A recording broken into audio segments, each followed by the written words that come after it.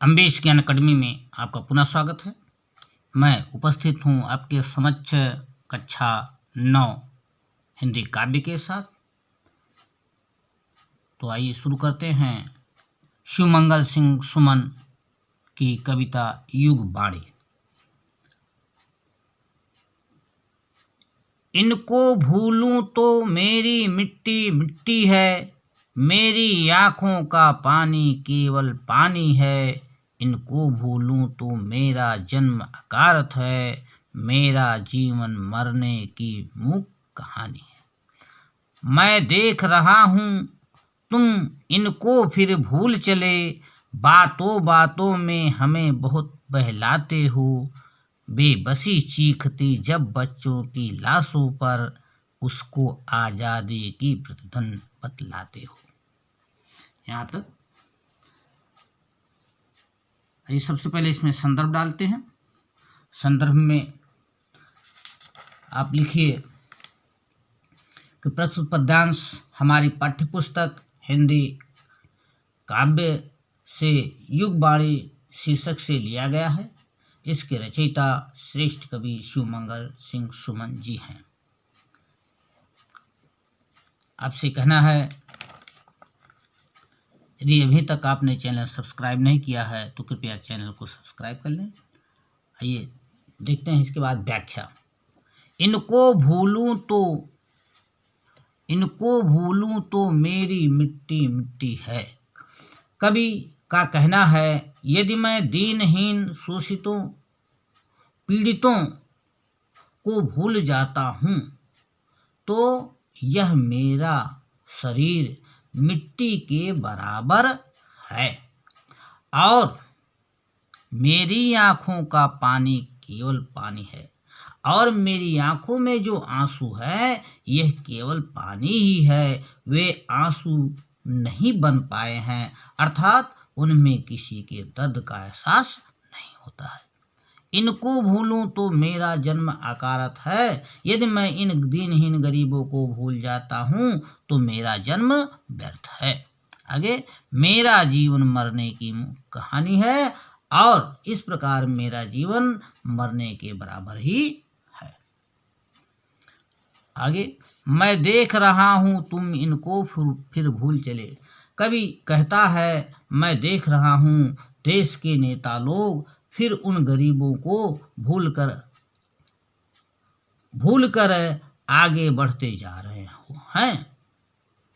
बातों बातों में हमें बहुत बहलाते हो और बातें बहुत करते हैं, केवल बातों में ही उनका मन बहलाया करते हैं।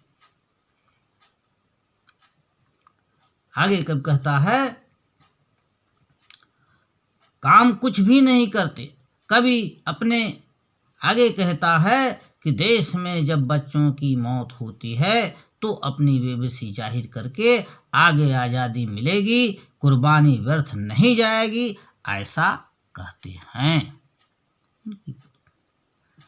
अब आइए यहाँ तक काव्यगत सौंदर्य देखते हैं। रस करुण, भाषा साहित्य खड़ी बोली, गुण प्रसाद सब शक्ति अभिधा, शैली सरस।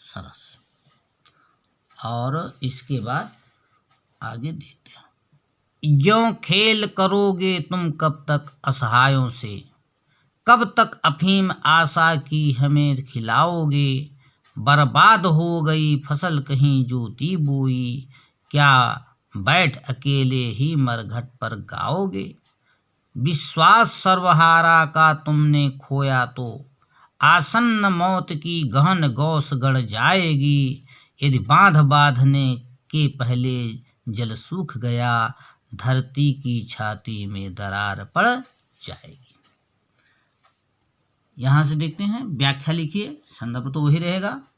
यों खेल खेल से यहाँ से संकेत डाल लीजिए। यों खेल करोगे से पड़ जाएगी तक। व्याख्या में देखिए, कवि देश के नेताओं को कहता है कि कब तक इस प्रकार से गरीबों को आशा देकर, उन्हें नशा देकर शांत करते रहोगे। तुम्हारे इस तरह के कार्य से यदि देश के गरीब शोषित वर्ग समाप्त हो जाएंगे तो जिनकी संख्या अधिक है तो अकेले क्या करोगे? अकेले क्या करोगे? कवि आगे कहता है, क्या तुम किस प्रकार शासन करोगे? क्या अकेले शमशान पर बैठ करके गाओगे? मरघट पर गाओगे? कवि कहता है, क्या अकेले शमशान पर बैठ करके गाया करोगे? आगे कवि कहता है, विश्वास सर्वहारा का तुमने खोया। कवि आगे कहता है, यदि तुमने इस श्रमिक वर्ग का विश्वास खो दिया तो शांत मौत की काली छाया मंडराने लगेगी। कवि का कहना है, यदि जल को रोकने का सही प्रबंध नहीं करते हो तो जल का सूख जाएगा और निश्चित इस प्रकार जल सूख जाने से धरती में दरार पड़ जाएगी। अर्थात कवि का कहना चाहता है, यदि उन श्रमिकों को सुविधा प्रदान समय से नहीं करते हो तो उनका पतन हो जाएगा, तब क्या करोगे? यहाँ आइए देखते हैं काव्यिक सौंदर्य, रसांत, अलंकार अनुप्रास, सब शक्ति अभिधा, गुण प्रसाद और मुहावरेदार शब्दों का इसमें प्रयोग हुआ है।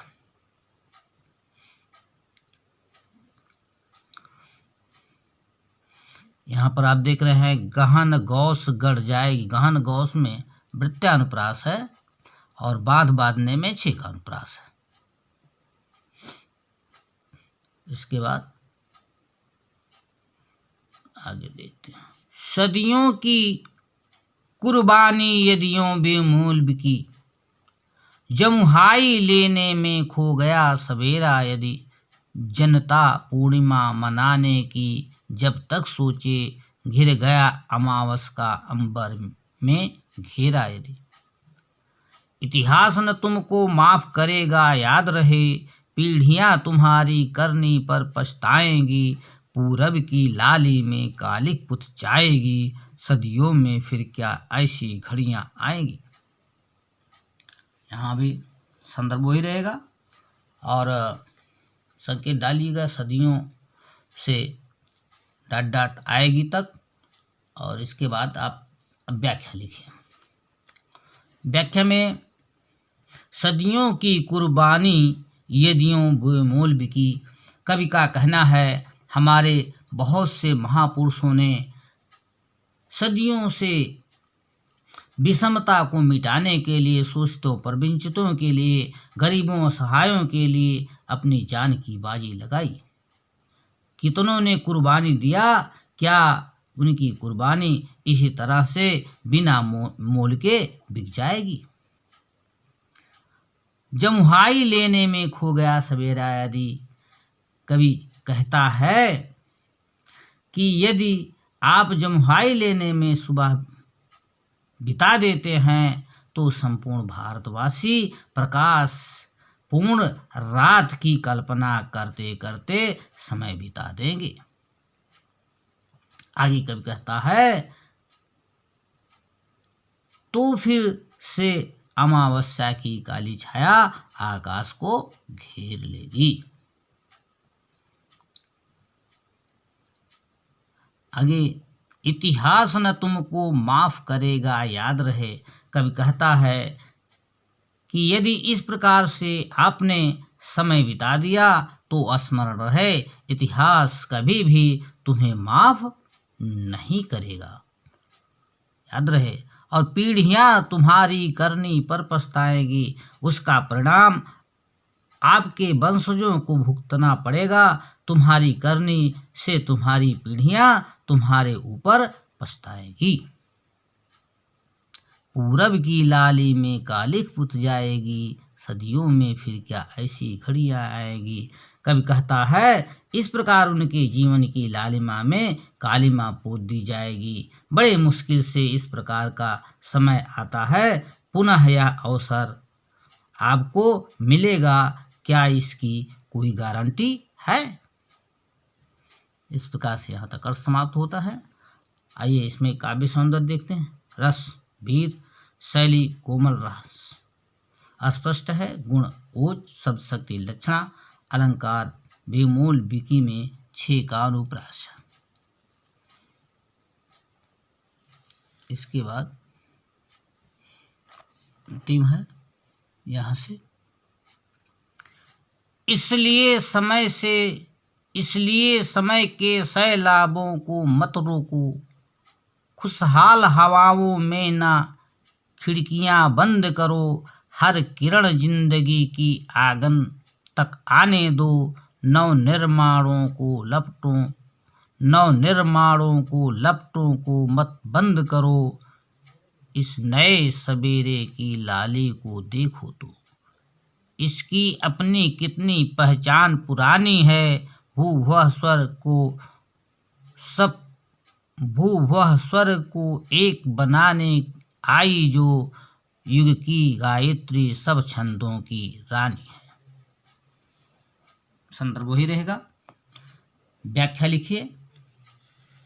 व्याख्या में, इसलिए समय के सैलाबों को मत रोको।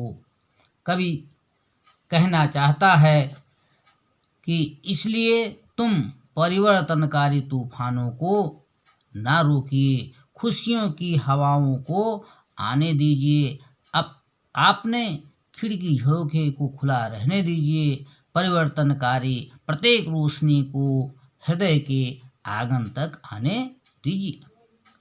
इस परिवर्तन का नया निर्माण होने वाला है, उसे तुम अपने विपरीत कार्यों से धीमा ना करो, मंद ना करो, धीमा ना करो। इसके बाद, इस नए सवेरे की लाली को देखो तो, कवि आगे कहता है, इस परिवर्तनकारी नई लालिमा को जरा ध्यान से तो देखिए, यह कोई नई नहीं है, यह बहुत पुरानी है। अर्थात इस प्रकार हमेशा ऐसा परिवर्तन होता रहा है, जो इस प्रकार पृथ्वी को स्वर्ग बनाने के लिए आई हुई है, आगे हुआ आई हुई है, और ऐसे ही युग वंदनीय गायत्री मंत्र सभी छंदों की रानी है। यहाँ तक। इसके बाद आइए इसमें से काव्यगत सौंदर्य को देखते हैं। काव्य सौंदर्य में रस, वीर, गुण, ओज, शैली प्रबंधात्मक है, शब्द शक्ति, लक्षणा है, अलंकार, अनुप्रास है। अनुप्रास नवनिर्माण में यहाँ आप देख रहे हैं 6 का अनुप्रास है।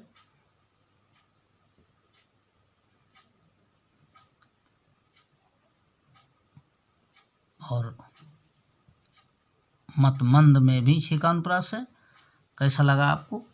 अच्छा लगा हो तो वीडियो को लाइक करेंगे, शेयर करेंगे और सब्सक्राइब करेंगे। धन्यवाद।